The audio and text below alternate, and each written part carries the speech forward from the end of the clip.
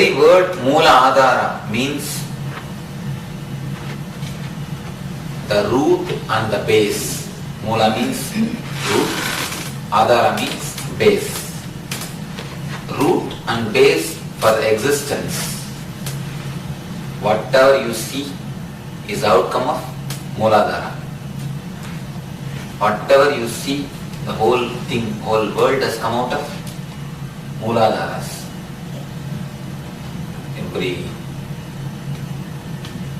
energy, the root energy for everything is sex energy.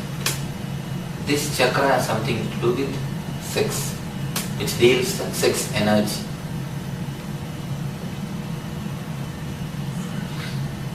Let us look deeply into the circuit of the chakra. With too much of imagination, this chakra is locked. Imagination and expectation. When you understand the reality, when you start looking the reality as it is, this chakra opens. It's a master key of this chakra. Master key to open the Mooladhara. Let us look deeply into the circuit. The ideas which we are going to see and the meditation which we are going to do, both are from Tantra, a great book called Vijnana Bhairava Tantra, which is delivered to Parvati by Shiva. In this book, Shiva extensively speaks on Mooladhara chakra and the way of its working. Everything was extensively expressed by Shiva. We'll see few ideas about the Mooladhara chakra. First thing you need to understand, 5,000 years ago what Shiva said, today the people who work on the physiology, they agree with that. No man is 100% man, no woman is 100% woman. Man means he is 51 man and 49 women. Woman means 51 women, 49 man. According to energy, no man is completely man, no woman is completely woman. Shiva says, when you have taken birth from Mooladhara of mother and Mooladhara of father, how can you be completely woman or man? You are born after the two Mooladharas. You can never be man or woman. You can only be both. Today the modern day people who work on this line, the physiology, they agree with this point. No man is completely man, no woman is completely woman. It's only 49, 51, 51, 49.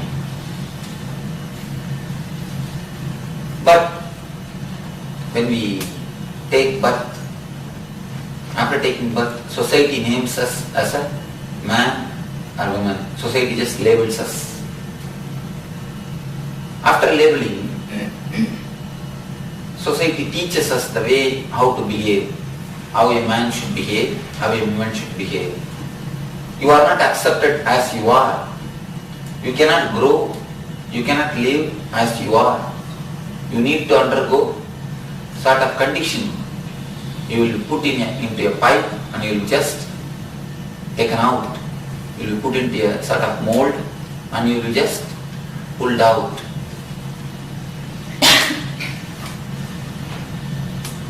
Till the age of 7, we don't get completely the idea that whether we are male or female. Till the age of 7, society continuously teaches you. We teach them, you are a male, you are a female, and we give all sorts of conditionings to them. We start repressing the left, which I was telling just a few minutes ago. I was talking. The left of a man is suppressed. The male child will not be allowed to use the left hand. Child will be sucking his left thumb, or he will be eating with the left hand, he will be writing with the left hand, he will play with the left hand. All those things will be suppressed. We slowly suppress. Even if you are not a left-handed man, even the ordinary usage of left hand is suppressed. The half of the body is suppressed. Half of your energy is suppressed. It continues to happen till the age of 7. Around the age of 7, you completely suppress the half portion of the child. Till the age of 7, somehow you will be using the left again and again. By the age of 7, when you come to the age of 7, you are completely conditioned. The left is completely suppressed. The left will not be allowed to use like a right. So the man becomes schizophrenia, a little bit crippled. His energy is crippled. After the age of 7, at the age of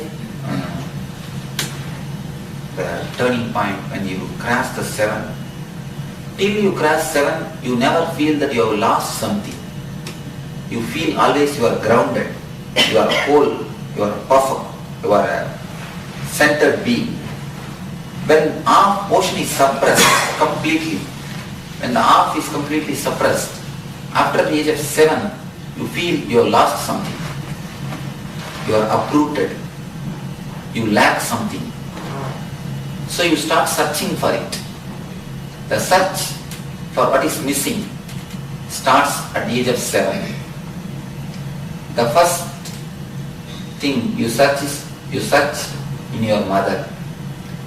That is the reason all male children are attracted to mother and all female children are attracted to father from 7 to 14. It is almost an unwritten law. 7 to 14, you will see the attraction will be towards the other side.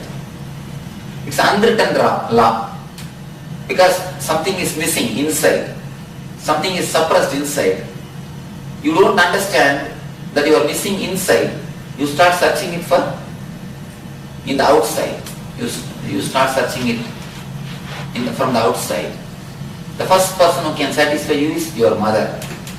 The first person who can satisfy you is your father. If you are a girl, you go towards your father. If you are a boy, you go towards your mother. That is why all the great poets, they say first heroine is mother, first hero is father. The imprint of mother and imprint of father is simply unerasable. Your personality, in your being, the print is simply unerasable. You cannot remove. How much you hate your father, you hate your mother, due to some reason or some contradiction, you cannot remove the imprint. Because your first search starts with your mother. First search starts with your father. 7 to 14, you will be attracted towards your mother, towards your father. That is the reason you always want the nearness of your father or your mother at that age. If a child is given a nearness of father or the mother at that age, he will be healthy, he will be energetic, he will be more circled. Circled means the fulfilled. He will not feel the unfulfillment too much. He will not have a sort of a voidness in his life. He will have more feeling of fulfillment if he gets his father or his mother at the age of 7 to 14. After 14, naturally you will be removed from your mother, you will be removed from your father. Because physically you become a mature person. You yourself come to the capacity of becoming mother or becoming father. The maturity happens at the age of 14.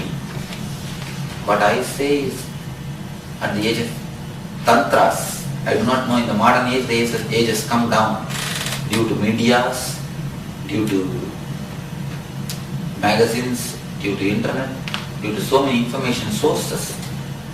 Children are becoming matured in very young age. The age of getting matured is slowly coming down, which is dangerous, which is not a good sign.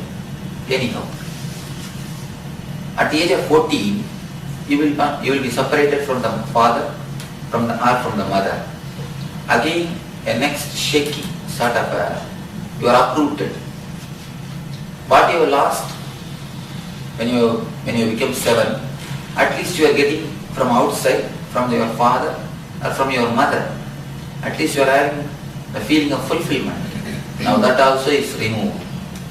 So from 14, you start searching from outer world. The search for something which is missing inside is what you are searching outside. You start searching from outside. This is the age you collect your imaginations, your images. The search for outside, of course, you cannot have what you want to have at that age. You need to wait. Society makes you wait. So you try to fulfill yourself by collecting the imaginations. You are getting satisfied. You satisfy your muladhara. You satisfy your energy by imaginations. You collect images in your mind. You cherish them. You cherish and you try to live with the memories. You try to live with the dreams. In early time, they used to collect dreams from their father, from their mother, from their neighbors, from their children, from their friends, auntie, uncles. Now we start collecting image from cinema, from TV, from medias, from newspaper, from internet. Through all these sources we collect images. We are continuously collecting images through all these sources. From all these sources. How my future husband should be, how my future wife should be, or how our future life partner should be. We start creating an image. We start making a diagram, or we start creating an idol, imagination, how it should be, how that should be. The best nose, best eyes, best ears, best, whatever best you see is collected, and all the bests are put together. You make your own best form, best imagination, and you start carrying that imagination in your being. Around the age of 21, you start collecting, you finish the collecting imaginations. Collecting the images will be over when you come to the 21. Till 21, you go on collect. You continuously collect. At the age of 21, you finish the image collection. Then you start the next step. You wanted now some real person who will fulfill the imagination. Who will fulfill the imagination, what you have designed, what you have created, your imagination. You want somebody who will fulfill the imagination. We start searching for it. Once in a while, we feel, yes, this person may be a right person who will fulfill my imagination. When you go near, you understand, no, nothing happens. This is not the man. You drop out. Then, in course of your life, again you come upon somebody and you see, yes, this man may be, or this woman may be. Again you see, no, nothing happens. You drop. After one or two understandings with one or two persons, intelligent persons, they understand your images can never become true because it is your images. Imaginations can never become true because they are imaginations. Dreams can never become true because they are dreams. The very word dreams denote that they cannot become true. If they can become true, why will they be called as a dreams? So the very idea, the very understanding, it cannot become true, is denoted by the word dreams. But we are not ready to understand that. We don't want to understand. There are few intelligent people who understand at this stage itself. The imaginations can never become true. Imaginations can never become reality because it is our imagination. See, what we created is our imagination. What God created is a real woman. What God created only will get the success. What we created can never be reality. What He created only can be the reality. So very few people understand that imaginations can never become reality. Those people escape from the misery of life, suffering of life. But there are few stubborn people who not only they don't understand and they don't want to understand, the imaginations can never become reality. They go on, continue their search for the perfect woman, and she continues for the search of the perfect man. Both of them having their images in their being, the search continues. Yeah, small story can explain how the search goes on. One man of 80 years old, every day used to come and sit in the Marina Beach, Madras. Every day he used to come and sit and will watch the people who go for morning walk. And after 2-3 hours he will go away. One of his friends asked him, why do you come every day morning here so religiously? Not even one day you miss. You come every day morning here and sit, watch and go away. You don't even walk. Why do you then come here? He told, no, I am coming here to search for my life partner. He's already 80, his life is over, but he is searching for life partner. Then his friend commented, see, you are already 80, it is too late. Why did you not choose the life partner a little earlier? No, I am choosing for a perfect partner, a perfect person. Then friend is not able to stop his curiosity. He asked him, how long you are searching? He replied, for last 50 years. I am 80. When I started my search, I started my search when I was 30. Now I am 80, 50 years. The friend was not able to understand. He told him, see, alright, your search is perfectly okay. You are searching for a perfect person. Nothing wrong. But 10 years if you search, okay. 20 years if you search, okay. But 50 years seems to be too much, too long. Have you not met even a single person who satisfies all your conditions? Who is supposed to be a perfect man? Who is supposed to be a perfect woman? Have you not met a single lady who is perfect? Then slowly that man replied, yes, I have met one lady who is perfect. Who was perfect. Friend is not able to stop his questioning. He asked out of curiosity, why? Then why did you not marry her? What happened? What has stopped her? What has stopped you getting married with her? Why you did not get married with her? Then he slowly replied, she was searching for a perfect man. See, that is what happens. When you start for perfect woman, she starts for a perfect man, which never matches, which never happens. Even at this stage, some of us, we don't understand. The imaginations can never become true.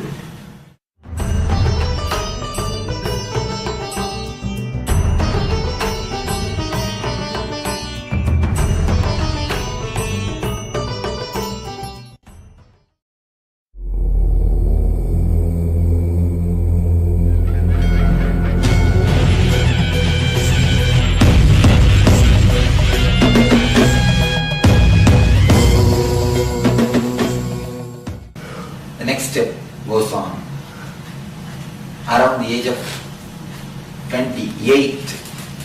21. The next step is 28. Around the age of 28, almost we will come upon the conclusion that the imaginations can never become reality. Nothing can work out. But when you try to come to that conclusion, suddenly one day, somewhere, at some time, some point of time, you see somebody from a long distance. From a long distance when you see, suddenly you think, yes, there is a possibility. There may be a possibility. From long distance, you can see anything you want to see. You can look anything you want to look. There is no need that it should be a reality. Because you are continuously expecting for a long time. You are continuously again and again and again imagining, recollecting the same memory for 7 years. You suddenly project and see, yes, here is a person whom I want to see, whom I was searching to meet. Here is a right person. For her only, I am waiting for her. All the imaginations, you just project outside and see what you want to see. And then you compare this. Green, things become greenery. You think the things have become greenery. What happens at that moment is what is called falling in love. You see, understand the word very clearly, falling in love, never raising in love. The very word says falling. Falling means just dropping. Falling in love, not raising in love. That is what we call, this is the science of falling in love. If you understand very clearly this science, it will help you tremendously. This is the circuit, how we fall in love. So, we suddenly feel the things have become greenery, roses are more rosy, grass is more green, and sounds, music is more audible. Life becomes a poetry, sort of poetry at least. So we fall in love. After falling in love, as long as you maintain the distance, enough distance, if you meet only 1 hour a day or once in a while, no problem arises. Things go smoothly and everything goes as you write in the poetry and nothing disturbs. You see, 1 hour you can project your imagination on her and see, and she can project her imaginations on you and see. In 1 hour there will be no need to break the other's imaginations. 1 hour you can act as a good person. 1 hour you can manage with mask. 1 hour is not too much time to manage with a mask. 1 hour will not be a big thing. So this is the time when you write poetries, when you do paintings, when you write letters, all these things happen. This is the time when you completely, with a full swing, you project your dreams, that it has become a reality. It has come to life. You feel that what you have imagined is not a wastage. It has come to reality. God has done something great good to you by creating a person as you wanted. All these great things happen in your life, in your mind. You feel that you are not walking on the earth. Everything happens. When that 1 hour becomes 2 hours, as long as it is only 1 hour per day, no problem arises.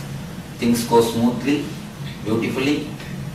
When that 1 hour becomes 2 hours, then somewhere slowly a small scratch, small rubbing.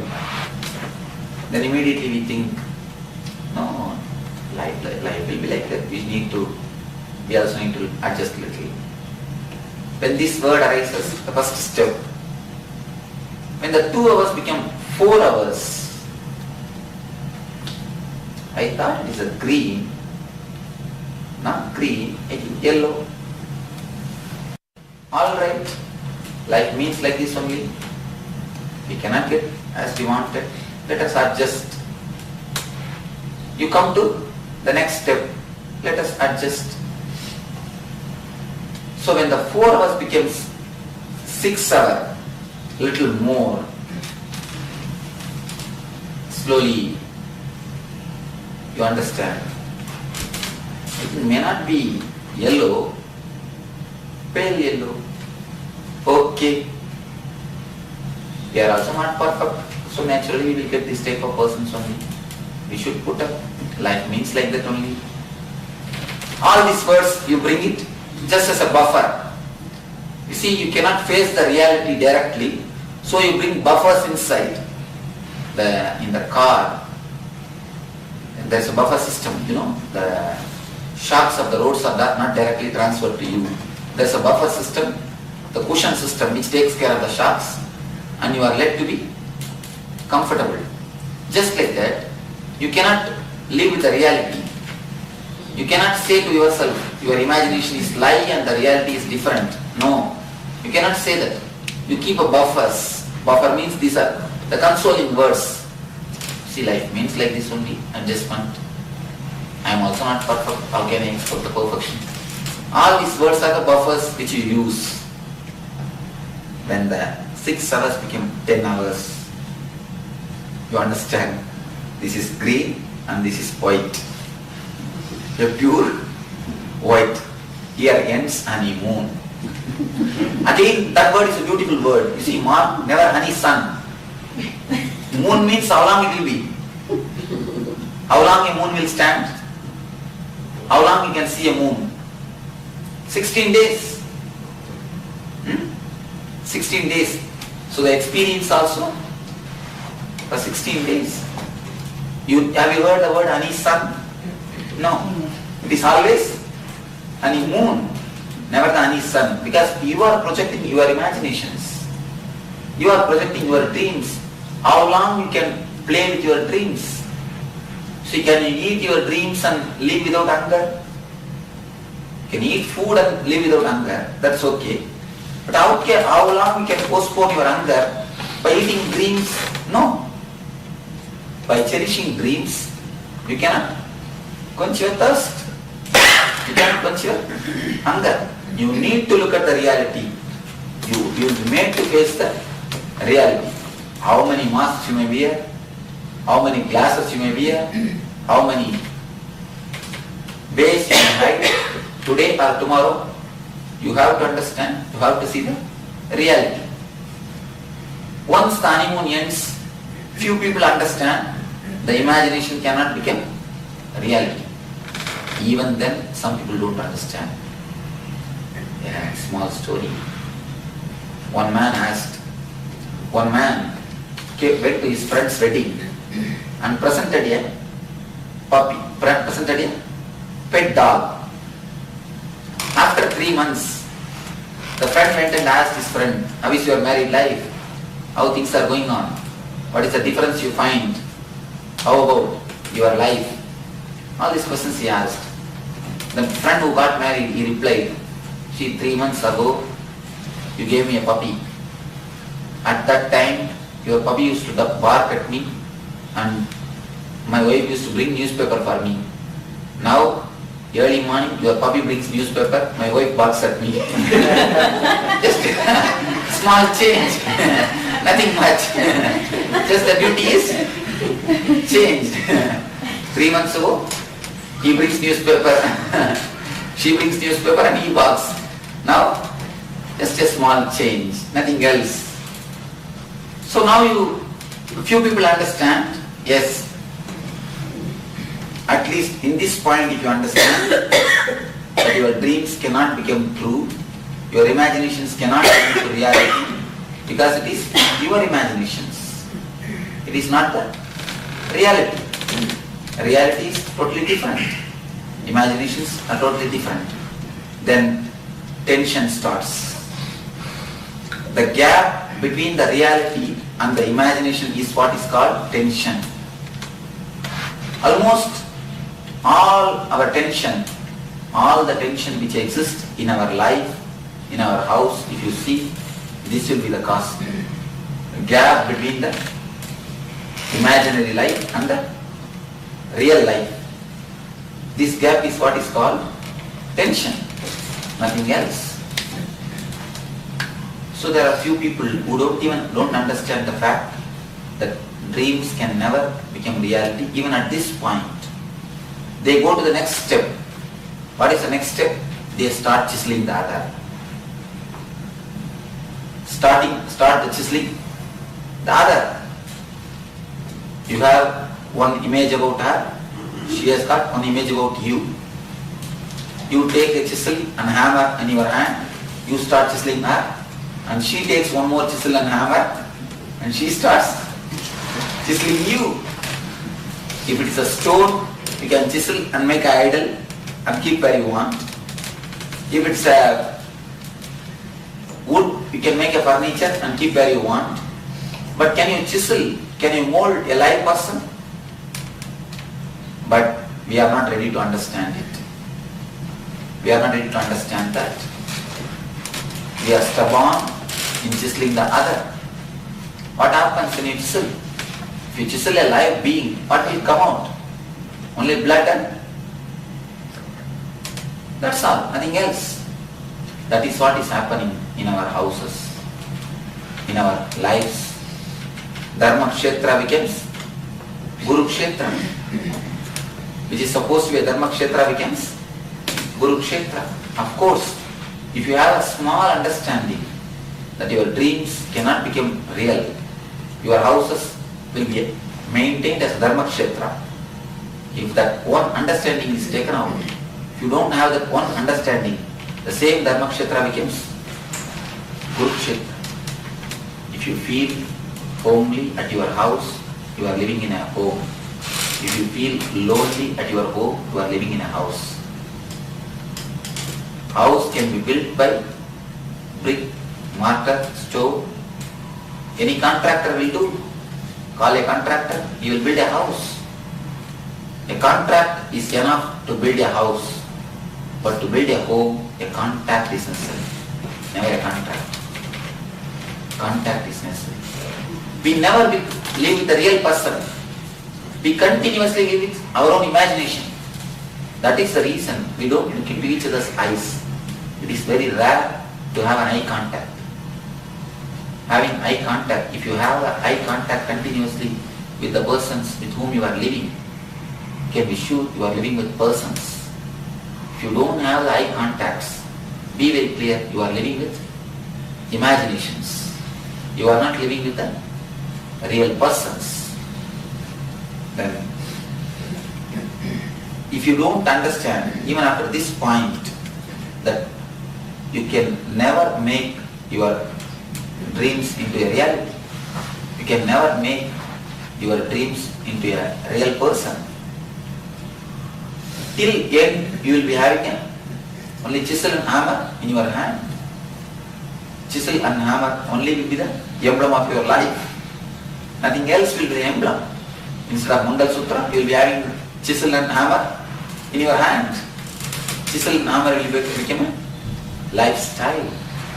Again and again, insist, tell the people, if you want to live, if you want to have a life, first thing, drop the chisel and hammer. Dropping the chisel and hammer is the first step towards the life. Then you will be able to drop the next step, we can drop the root of the chisel and hammer. What is the root of the chisel and the hammer? Imaginations, your own projections. Not only in the zone of wife or husband, even in the zone of daughter, the zone of son, the zone of brother, the zone of relatives. In all the zones, we have our own imaginations, we have our own projections, which we force, pressurize on the other. And he is pressurizing his pressure on you. Everybody has got a mold in their hand. As soon as they see you, they just press that mold on you and take out. And he is having a mold on his hand, you are having a mold on your hand. Both of you are trying to press their molds on the other. How can you live the life if you continuously project your dreams on the other, your desires on the others?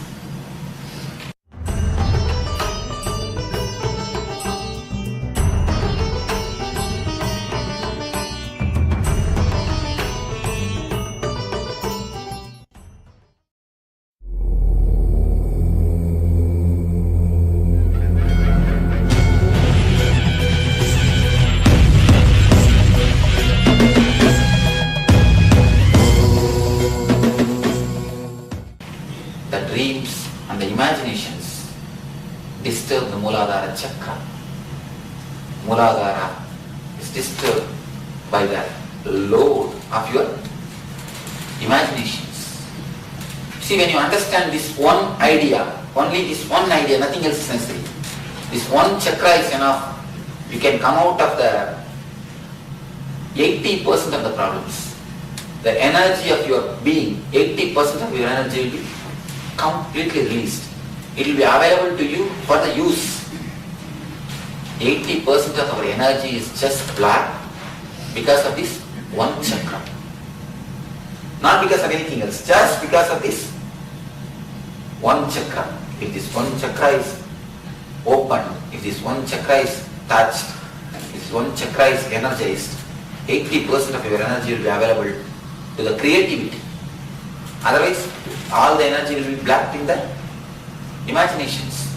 All the energy will be blocked in the images, image collecting. If only this thing can be understood.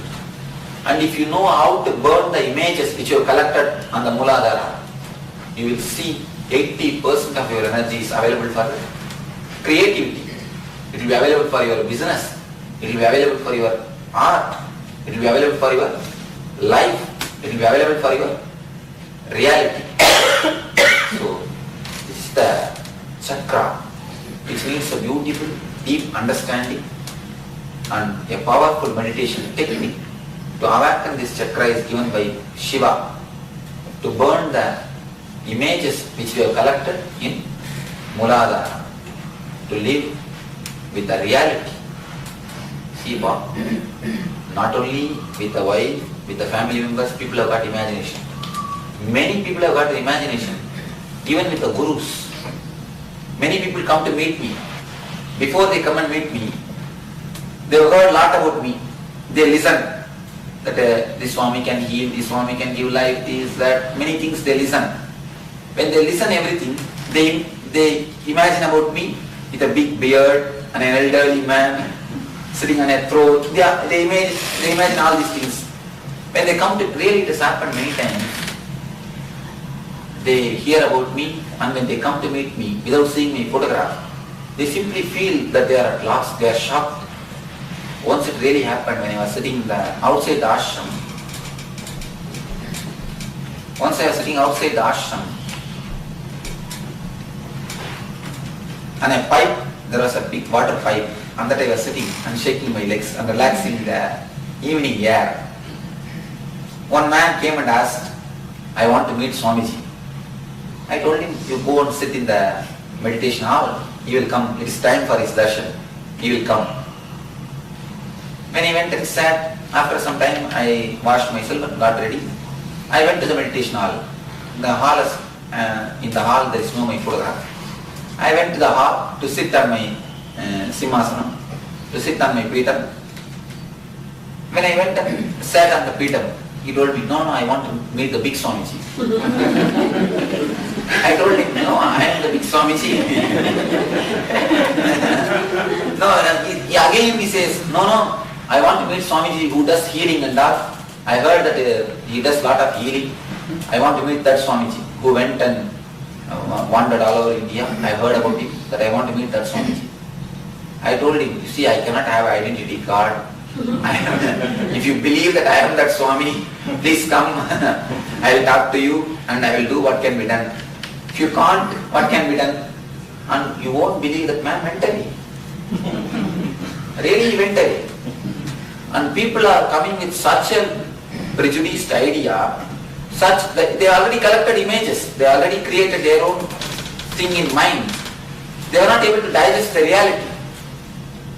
So you see, creating image, imagination and projecting it is such a hard thing, such a strong thing.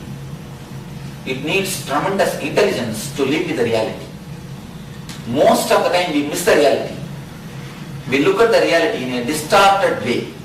See, you wear a green glass. If you wear a green glass and look at the world, how it will look? Green. And not even a green glass. The glass is broken here and there. And you are looking through that glass. What will happen? The whole world will look like a distorted thing. That is the way we look at this world.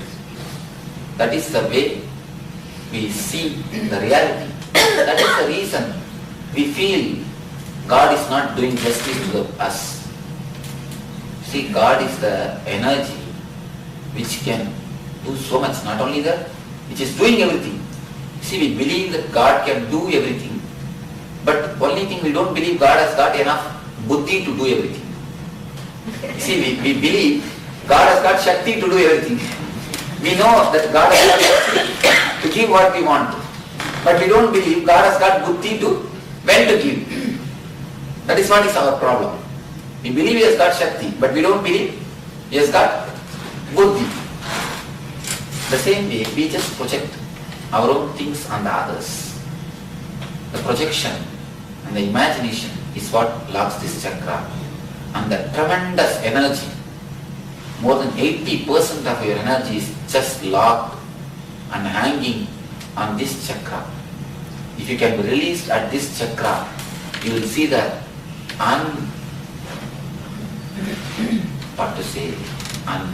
unemptiable or the perennial source of energy is touched by your life, by your being.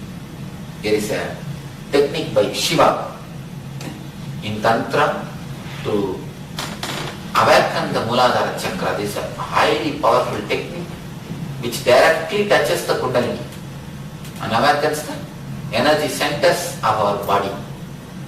This is a very powerful technique. When your imaginations are burnt, completely your miseries are burnt. You will have no more problem. Many people come and tell me, Swamiji, I love my wife, that is the reason I mold her. Never tell that lie. You see, there is a two things. One is wife, another one is mold. If you love the wife, you will change the mold. You love the mold, that is the reason you change the wife. You understand? If you love the wife, you will never change the wife, you will change the mold. You are loving the mold, that is the reason. Change the wife. Never say that I love her because I love her, I change her. No. This is a powerful technique to burn all the imaginations, to give you the clarity and accept, welcome the other as they are. Accept and welcome the life as it is. Enjoy the reality as it is. It's a beautiful technique.